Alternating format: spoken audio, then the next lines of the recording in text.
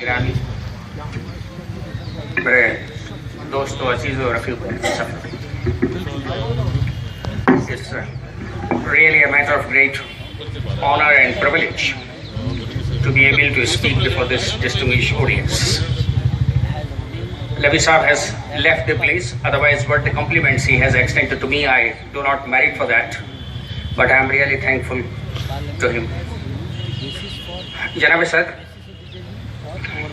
उमूमन तकरीर के शुरू में मॉडर्न ऑरेटरी में अशार का सुनाना ज़्यादा अच्छा नहीं समझा जाता है, लेकिन मुझे कोई तकरीर नहीं करनी है because I am a brief holder of the एमी ओल्ड बॉय एसोसिएशन, लेकिन मैं एक ओल्ड बॉय भी हूँ। तकरीर का सिलसिला ये दो अशार कंप्लीट कर देंगे और उसके बाद मुझे जो हुक्म हुआ है वो अदालती एनालिसिस का है, वो मैं आपके सामने पेश करूँगा। इंतहाई माजरत के साथ और बगैर थिंकिंग और imagining criticising to anybody else, मैं इकबाल का वही शेर आपके सामने पेश करूंगा जो अलीगढ़ की नज़्म के लिए उन्होंने लिखा था कि औरों का है प्याम और मेरा प्याम और है। औरों का है प्याम और मेरा प्याम और है, इश्क़े दर्दमंद का तर्ज़े कलाम और है। When I will try to analyze, there are certain bitter points which I really want to present for your consideration. Because until and unless I will do that, I will not justify my brief.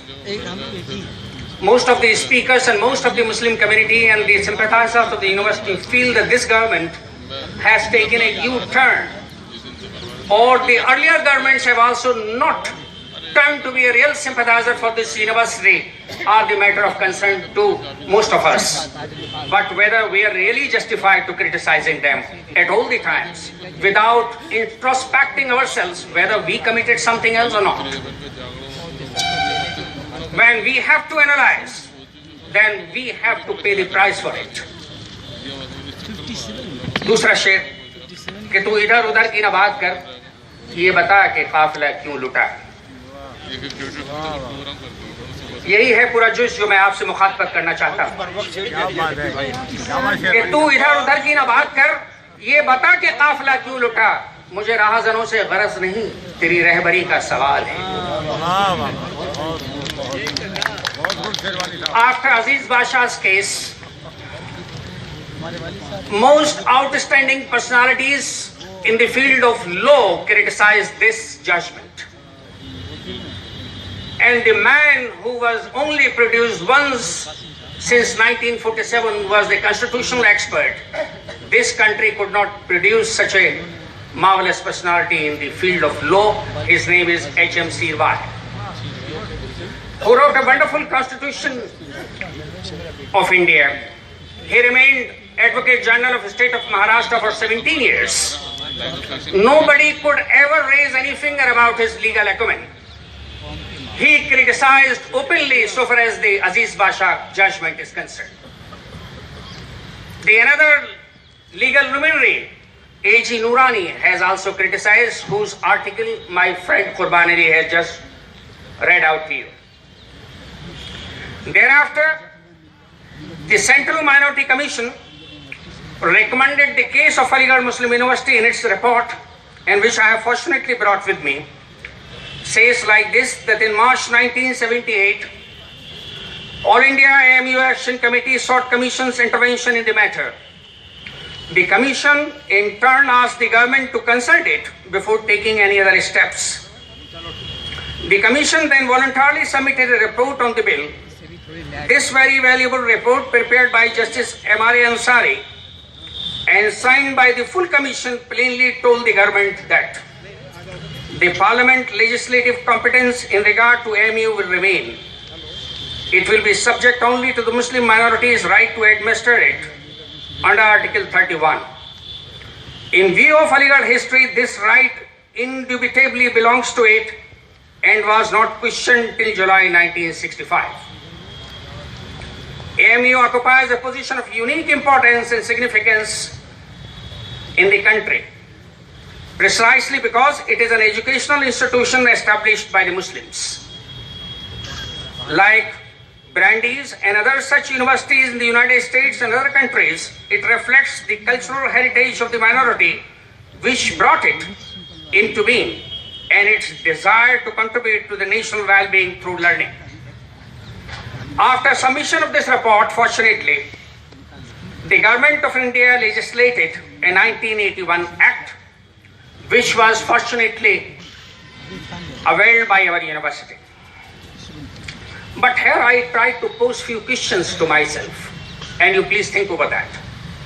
Whether we are really complied with each and every provisions contained in the Act in its letter and spirit. My friend Hussain has highlighted and pointed out something. Whether the administration all the time since 1981 have tried really to fulfill and to obey its every provision except those the election of the Vice Chancellor and formal convention of the University Court, the supreme governing body, once in a year or sometimes 3 years, once in 3 years or sometimes maybe 4 years. I highlighted this in my last speech when I happened here last year in a seminar convened by the AMU Old Way Association as well. I find that university administration, I am not criticizing any particular Vice Chancellor, let it be clear, but I am on the university administration. Whether this university has failed to avail so far as the provision of 1903 is concerned at any point of time, except empowerment of one particular Vice Chancellor of his time, University Act has not been fulfilled in its letter and spirit. This is my personal view. The Vice Chancellors have to think whether is there any solitary instance in the university history since 1981 that any single individual from any corner of the country or the world was ever elected to the supreme governing body without support of the Vice Chancellor. If this is the minority character, I am sorry, I will be constrained to return the brief to the old Vice. Without blessings of the administration, nobody can get independent entry to the university court. This is my experience. We have to think over before commenting to others as well. But there are further negative points. The university administration stand is that this case should be referred to the larger bench. Now these are the crucial points which I want to present with your permission, Mr. President, because these are very essential. So that's why you may understand where the university, its administration and university lawyers stood earlier, which compelled us to pay the highest price which were not supposed earlier. Once a Supreme Court judge has referred this case to the larger bench. No, after Aziz Basha, this case, this matter, this question was referred by a judge of the Supreme Court to a larger bench to review Aziz Basha. My class fellow, my dear friend Wasim Qadri is here. He will, I think, agree with me. It was when it was referred by the Supreme Court sitting judge for the review of Aziz Basha. What was the reason that it was withdrawn by the university lawyer? This is the first question. This administration who tell the entire nation, we are not being joked and befooled by the country. Every civilized nation has to pay some seriousness about the stand took earlier and the now. What were the reasons? If the lawyer has withdrawn without consulting the administration, what action was taken against that lawyer? Whether the Vice Chancellor instructed the lawyer, whether the Vice Chancellor was independently competent to take the decision without taking into confidence the university court, the supreme governing body? Because the university court is the supreme governing body. We have to inquire into, when the matter was already referred to, why it was withdrawn. Is this not a seditious action by the lawyer or a breach of trust to the university? I find, this is my personal view, not as a counsel for the AMU Old Ways Association, that this is a complete breach of trust by that lawyer or by the Vice Chancellor of that time. Let it be absolutely clear. Now, next point.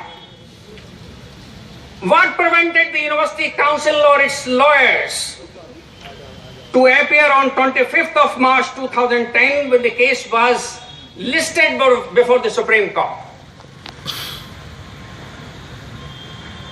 Whether that lawyer was paid money thereafter or not. If the money was paid, a public exchequer was misused by the university administration and its lawyer. He has to be accountable for it. My point is that if the case already referred by a sitting Supreme Court judge could have been decided then and there, we would have saved these exercises which we are going to undertake now again. If the council could have appeared on 25th of March 2010, the government was being led by Mr. Manmohan Singh and the Congress, which was supporting the status of minority character. The case must have definitely been decided in our favor then and there.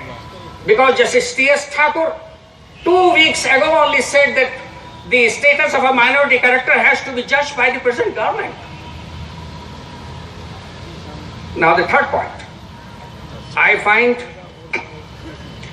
that the briefing lawyers of university appears to be weak. This is my personal opinion.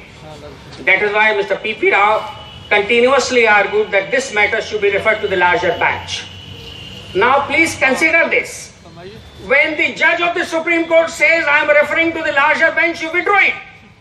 And now you yourself say that please refer to the larger bench.